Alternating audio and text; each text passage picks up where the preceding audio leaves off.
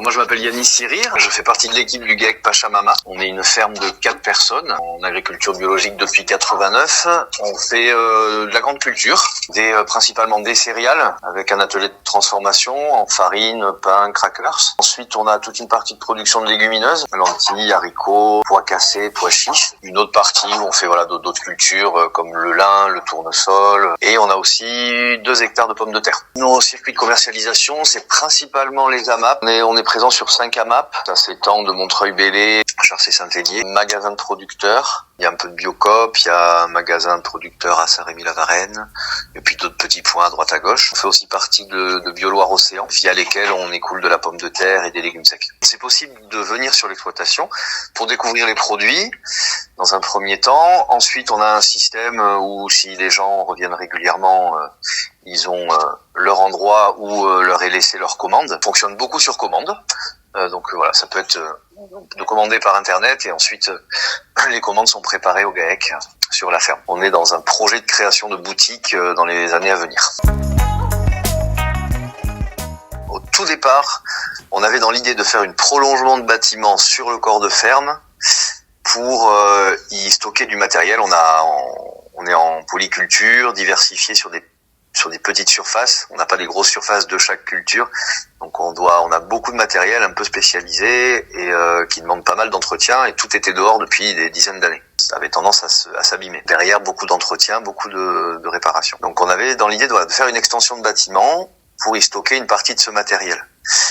On a fait les plans avec le charpentier, c'était une forme de terrain un peu particulière, donc c'était des côtes et des coupes un peu uniques, particulières, et le coût était très important. Le coût du bâtiment était important.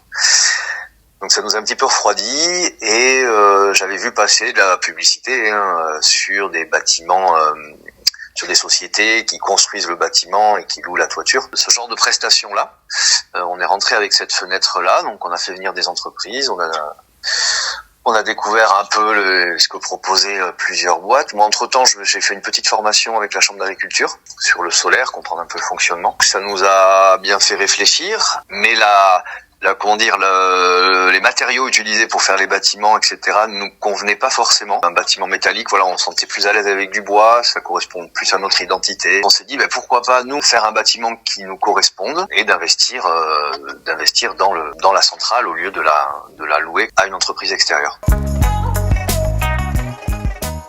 Pendant la formation avec la Chambre d'agriculture, si je me souviens bien, on était allé visiter une ferme. C'était EDL qui avait monté la toiture, qui avait installé les panneaux. Donc on les a contactés, on a rencontré plusieurs personnes de différentes entreprises. Et c'est vrai que le rapport a été fluide, vachement à l'écoute. Je crois qu'on a fait 5 ou 6 projets différents. On avait estimé nos besoins à 400 mètres carrés. Aujourd'hui, on en a 800. L'accompagnement humain a été important aussi dans le choix de la société. Prendre le temps de nous comprendre, sans nous mettre la pression. Le bâtiment a été terminé en 2023 en revente totale. C'était l'idée au départ.